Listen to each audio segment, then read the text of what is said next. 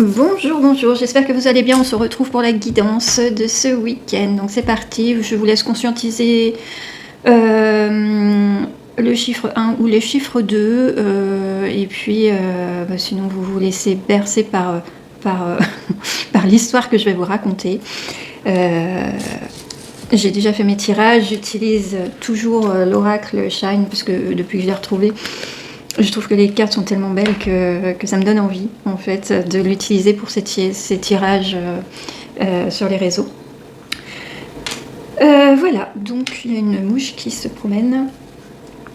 Donc, c'est parti. Si vous avez choisi le tas numéro 1, vous débutez avec la carte du serpent, mais il ne faut pas en avoir peur de cette carte parce qu'elle nous annonce un changement, une mutation, une renaissance, puisque votre tirage commence par le serpent.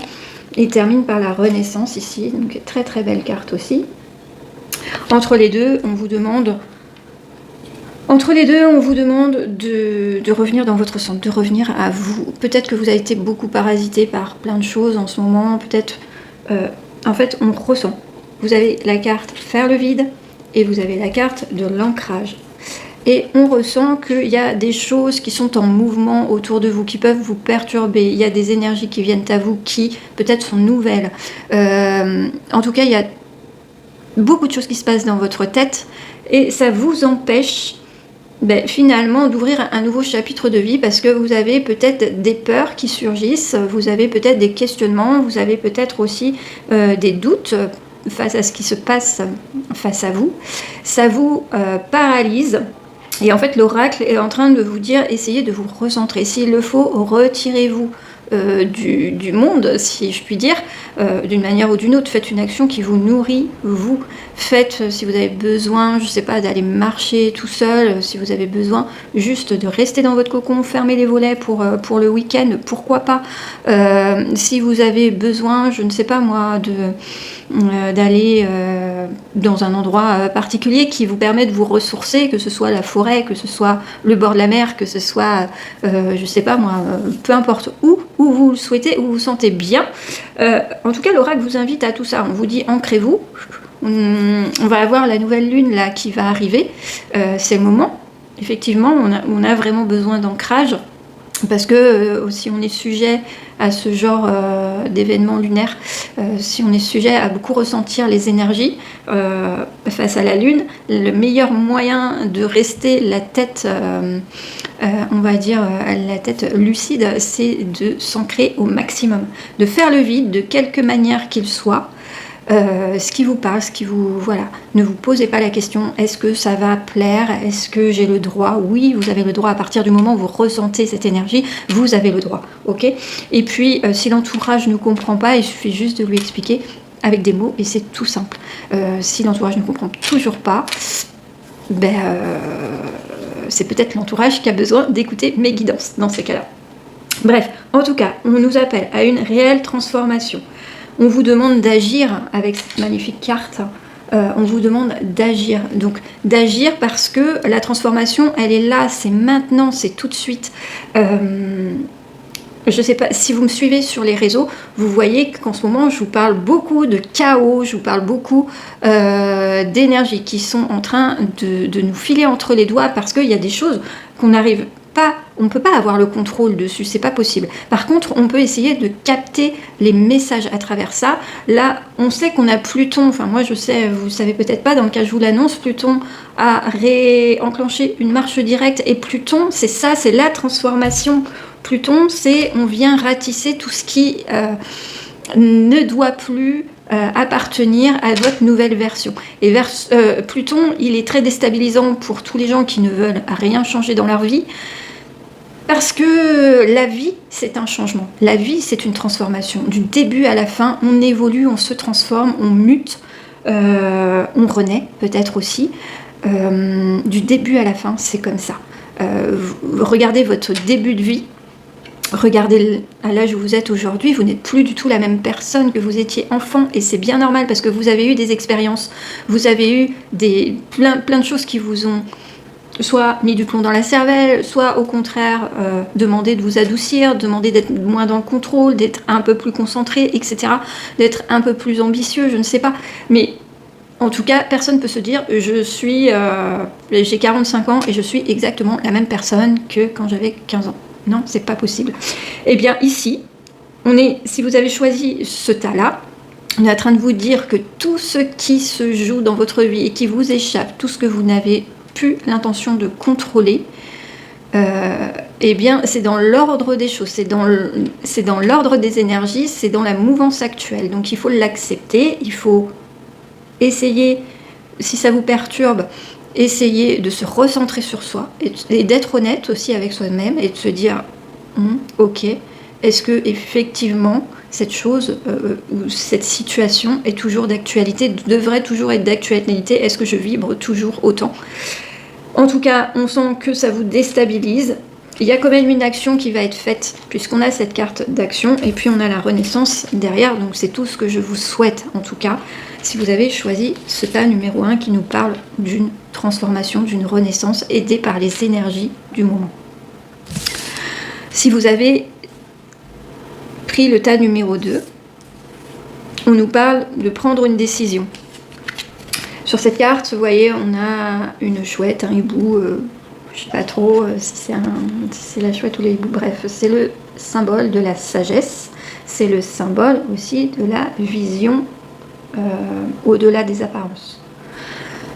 On vous demande donc de faire un choix, de prendre une décision, parce que peut-être en ce moment vous avez les fesses entre deux chaises et que vous voudriez une chose et puis une autre aussi. Là, on vous dit stop. Tu te poses,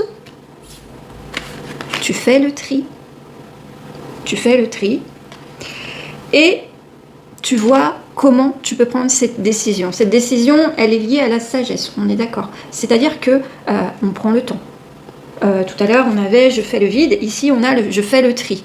Donc, c'est pas la question de devoir, dans ce tirage-là, la question, elle n'est pas de devoir se retirer du monde pour être moins pollué et pour pouvoir réfléchir à tête reposée. Là, on est dans je fais le tri, c'est-à-dire je suis tout à fait lucide sur le fait que je n'arrive pas à me positionner. Eh bien, je vais, comme ça m'agace de ne pas pouvoir me positionner, et comme on me demande de faire des choix, de prendre une décision, il va falloir que je m'y prenne autrement. Si je ne peux pas y aller par l'intuition, si je n'arrive pas à me canaliser au niveau de mes décisions par mon intuition, je vais faire un tri, peut-être je vais prendre une feuille, je vais mettre le pour, je vais mettre le contre. Si on est très scolaire et si on est très visuel, ça peut être ça. Voilà, c'est une façon de faire le tri, c'est une façon de comprendre aussi ce qui se joue dans cette décision, parce que on nous parle en fait d'une rencontre. Alors, est-ce que c'est cette rencontre qui vient à vous et qui vous demande peut-être de vous engager, qui vous demande justement de prendre vos responsabilités, qui vous demande aussi de peut-être alors c'est pas le mot engagé, je veux dire, mais vous exprimer par rapport à ce que vous attendez de cette rencontre. En fait, pour moi, c'est comme s'il y avait... Alors, si vous êtes en couple, un couple récent, peut-être qu'il y a des non-dits, des choses qu'on n'ose pas exprimer, des choses sur lesquelles on ne veut pas aller. Peut-être aussi qu'il y a des hésitations par rapport à un engagement, c'est possible aussi. J'ai la carte de la nouvelle impulsion. Donc, en fait, on est en train de nous dire que ici, il faut vraiment acter les choses. Il faut aller dans un sens ou dans un autre, mais vous ne pouvez plus... jouer à la réponse normande, peut-être bien que oui, peut-être bien que non, je ne sais pas. Et ça aussi, je peux vous dire que c'est très fortement dans les énergies actuelles, mais encore une fois, dites-vous que là-dedans, il y a... je reviens sur la sagesse, je reviens sur peut-être prendre des décisions qui doivent être mûries et qui doivent être comprises avec sagesse, d'accord ? Le tri, il doit être fait en conscience. C'est-à-dire qu'il ne faut pas se voiler la face. Je pense qu'en fait, si on a ces cartes de prendre la décision et cette carte de faire du tri, c'est parce que peut-être on peut se diriger vers une mauvaise situation sans s'en rendre compte, juste guidé par son intuition, son cœur, et sans avoir la réflexion qui peut nous pousser à peut-être prendre une décision qui serait différente. D'accord? Donc là, on voit bien que dans les deux tirages, ça vient remuer beaucoup de choses en nous. D'un côté, on nous demande de nous recentrer, de l'autre côté, on nous demande de faire du tri. Je sais pas si vous le ressentez comme ça, mais moi, dans ma vie, c'est un peu ça aussi. J'ai besoin, là, peut-être il y a eu beaucoup de mouvements autour de moi, Et en fait, alors moi, je suis dans un mois 7 en numérologie. Je vais pas parler de moi forcément, mais voilà, je suis dans un mois 7 en numérologie, donc je me recentre sur moi, et c'est mes envies avant celles des autres. Je suis désolée de le dire comme ça, mais il y a un moment donné aussi, il faut penser à soi. Il y a un moment donné aussi, il faut se protéger. Et parfois, si on est dans ce genre d'énergie où on ne sait plus, où on doit trier, etc., c'est peut-être parce qu'on s'est un peu oublié dans l'histoire.